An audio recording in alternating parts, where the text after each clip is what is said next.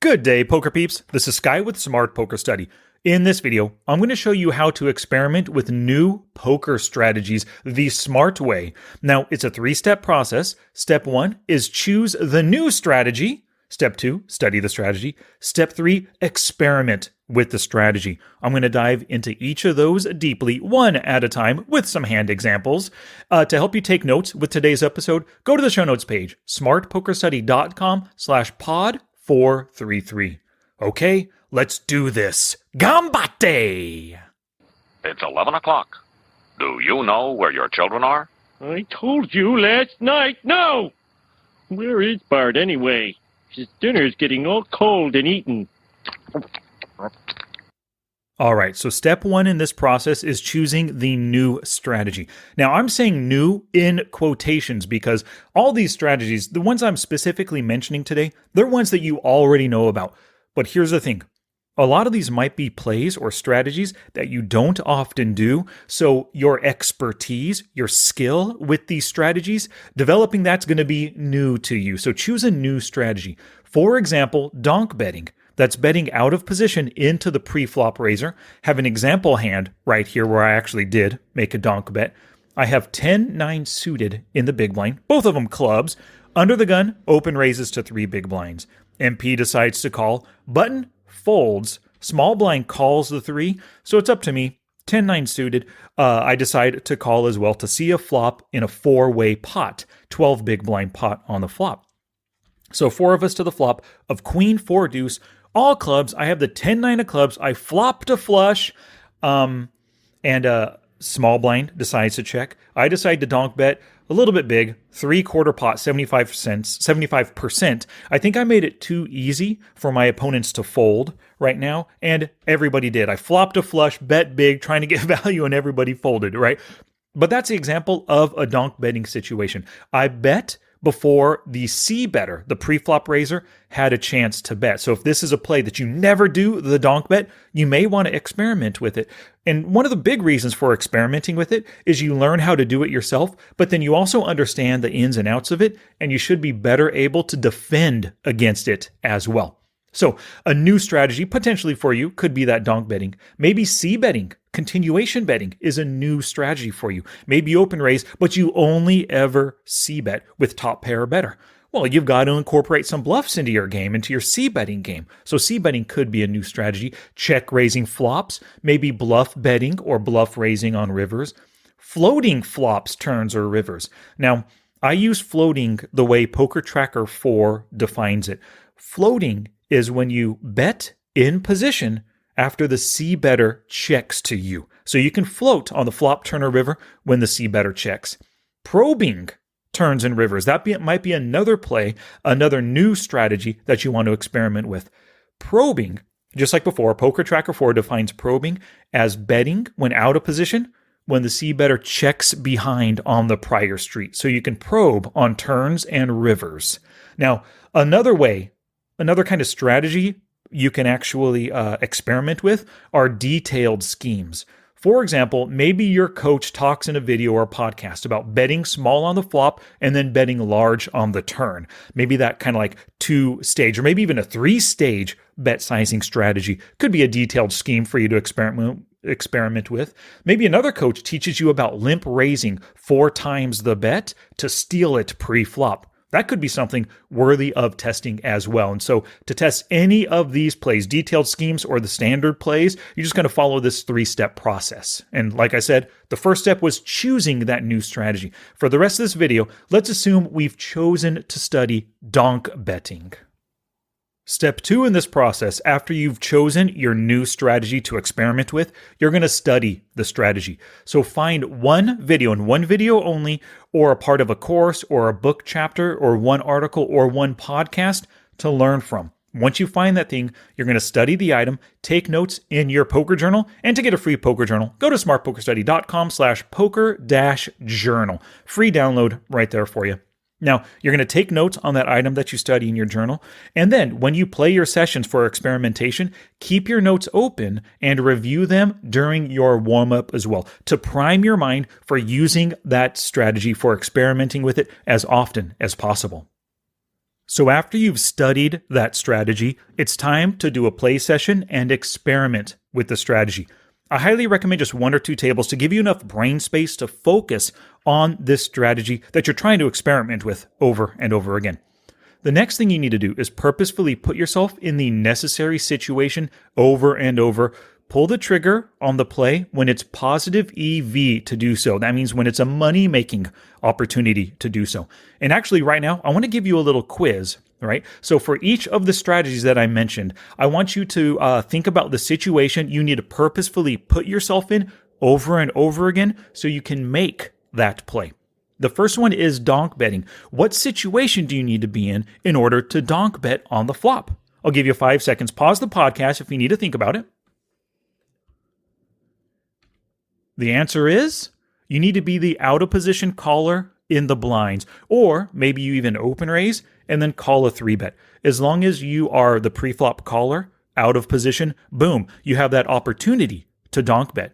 Now, what about c-betting? What kind of situation do you need to put yourself in order to experiment with c-betting? 5 seconds. The answer is you need to be the pre-flop raiser. Whether you're in position or out of position, the open raiser, the ISO raiser, the 3-bet, or the 4-better, you need to see the flop with the opportunity to c-bet. What about check-raising flops now? How do you experiment with check-raising flops? What situation do you need to put yourself in? 5 seconds. Yep, you simply need to be out of position on the flop. Whether you're the c-better or the potential donk better, that's still a check-raising opportunity when you have the opportunity to donk bet. What about bluff betting or raising on rivers? What situation do you need to be in for that? Give you 5 seconds. Yep, you need to get to the river and need to bluff to win. So maybe you have a busted draw, or you called with a weak second pair hand the whole way just to bet when they check to try to bluff them on that river. What about floating on flops, turns, or rivers? What situation do you need to be in to float? 5 seconds. You need to be in position post-flop and just be ready to bet when they check. What about probing on turns or rivers? What situation do you need to be in? All right, the answer is you need to be out of position, and you're basically betting that next street when they check back the prior street. So you can't control whether or not they check to you with floats or probes, right? But if you're out of position and they check behind, now you have that opportunity to probe, turn, or river for you. All right, so here's another key aspect to experimenting with the strategy. Pay attention when you're not in the hand. If you're thinking about donk betting, right, you might have folded a hand pre-flop. Let's actually look at a hand right now. So in this hand, I have 10-8 offsuit on the button. Now, if you're thinking about it, on the button, there's no way I have a chance to donk bet, right? I have the best position. 6 players dealt into the hand. Under the gun raises. MP cutoff, and button. Me on the button, we all fold. I exited out of the hand, but I need to keep paying attention because small blind folded, and now the big blind decided to call. So this big blind player is out of position as the pre-flop caller. He is in a donk betting opportunity. What I need to do, I exited the hand. I folded my 10-8 offsuit. Didn't want to combat these players, but now the flop comes down ace, queen, 5. I need to ask myself, if I were this villain in the big blind, on the ace, queen, 5 board, after calling pre-flop, would I make this play? Would I donk bet right now? So you're looking for every opportunity as you're playing to make that strategy or to experiment with the strategy. But when you're not involved, you're still training yourself to think about it and look for these spots when other players are in those positions. So please do that. Another thing could be helpful, drop down in stakes, especially if you're experimenting with big bets, check raises, big 3-bets and 4-bet bluffs, or whatever it might be. Things that maybe require a big investment or a big risk to make that play. Dropping down in stakes might make it a little bit easier. If you're a 25 NL, experimenting with strategies at 5 NL, that is perfect. One buy-in loss at 25 NL, that's $25 down. But you can experiment all day long and lose 5 buy-ins, and that's still equal to that one buy-in loss at 25 NL. I'm talking about 5 buy-ins at 5NL, right? Now, the last thing here, don't experiment willy-nilly. You got to know who your opponent is. You're not just donk betting to donk bet. You're thinking about the opponent. Are they going to fold? Are they going to give you value if you flop that flush? Whatever it is. A good idea might be to set a goal for a number of plays made. Maybe you want to play a session, and then you're just going to keep playing until you make 10 donk bets. And tag each hand for review. Every time you make the donk bet, tag that hand. You can create a new tag in Poker Tracker 4 called donk bet maybe. Also, tag those donk betting opportunities where you're not sure if you should have made the play, but you didn't make it. You just checked instead, right? The more hands you tag, it'll give you really good opportunities to review between your sessions. So I'm a big fan of getting more things done in the time allotted to me, like listening to a podcast while I'm folding the laundry, right? 2 things done at once. Well, here's a really good study strategy, which I call 2 birds with 1 stone. Right now, when it comes to experimenting with a strategy, just experiment with that strategy over and over again, like I discussed in steps 1, 2, and 3, right? Also, at the same time, you can train yourself to focus on a related statistic to that strategy. For example, when you're donk betting and you're considering a donk bet, let me ask you a quick question. Actually, let's do a little quiz right now. Which HUD stat statistic of your opponent could help you make more profitable donk bets? I'll give you 5 seconds. Well, my answer is fold to donk bet.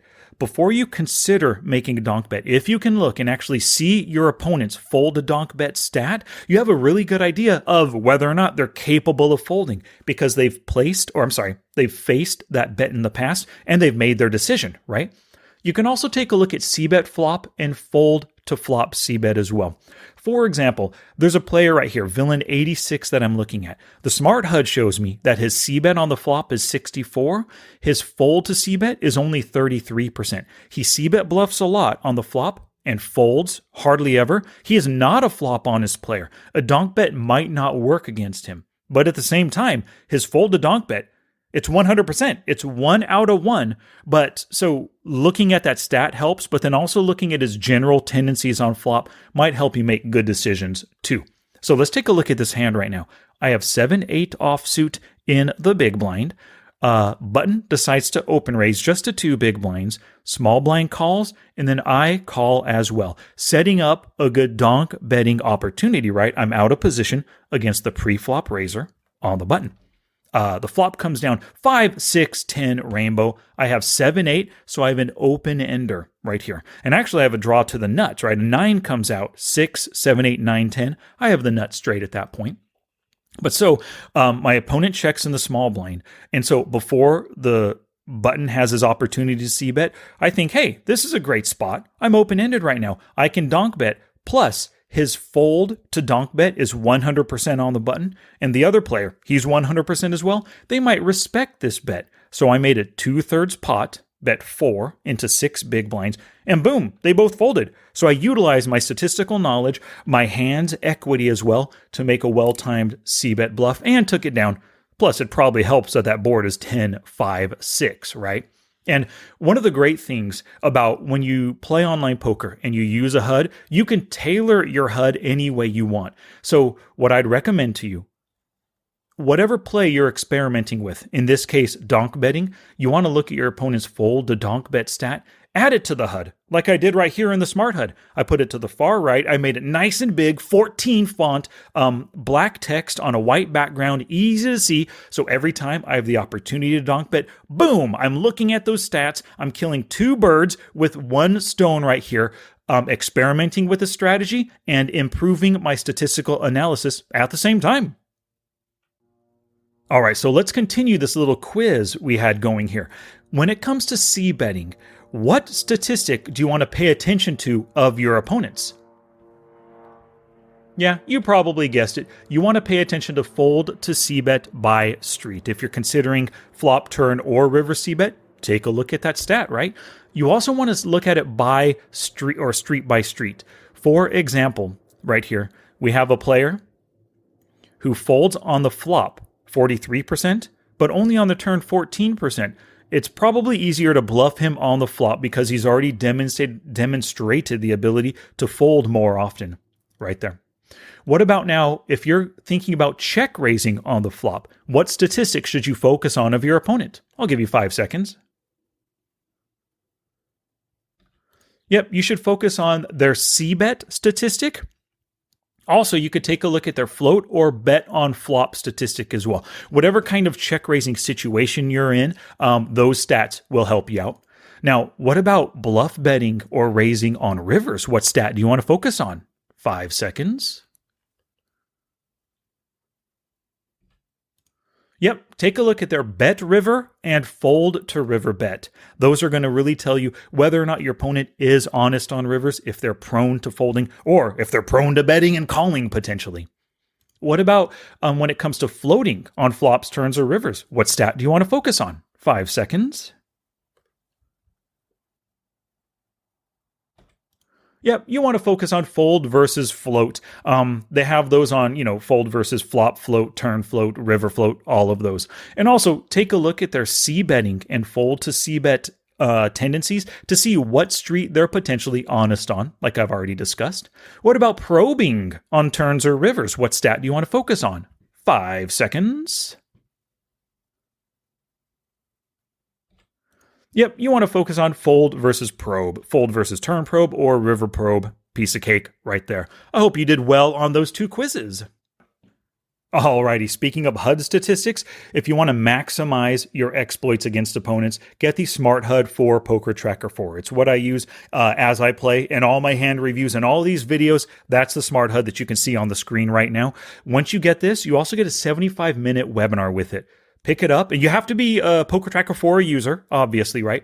But you can pick it up at smartpokerstudy.com/smarthud. This is my custom HUD that I built for myself with 7 different pop-ups, 7 different custom pop-ups, and 75-minute webinar as well. And I have to thank Daniel Podheiser, Alex Roberts, Benjamin Barzilay, Daikel Paredes, Max Zeiflig, Scott Kinder, Sunil Joshi, Jason McDermott, Jason Roig, Joel Kinnaman, and Sean Bridgeland for picking this up recently. Thank you all so much. Get it for yourself, smartpokerstudy.com/smarthud. Alrighty, it's time for you to take action because action is the greatest teacher. I want you to choose a quote new unquote strategy and experiment with it. Follow the 3 steps above. Once again, they were choose a new strategy, study the strategy, and experiment with the strategy. And of course, experiment for 3 or more play sessions with doing some studying and hand reviews in between each of those sessions. Hope you enjoyed this video, this podcast. If you're watching on YouTube, please give me a thumbs up down below, and I'll see you in the next one.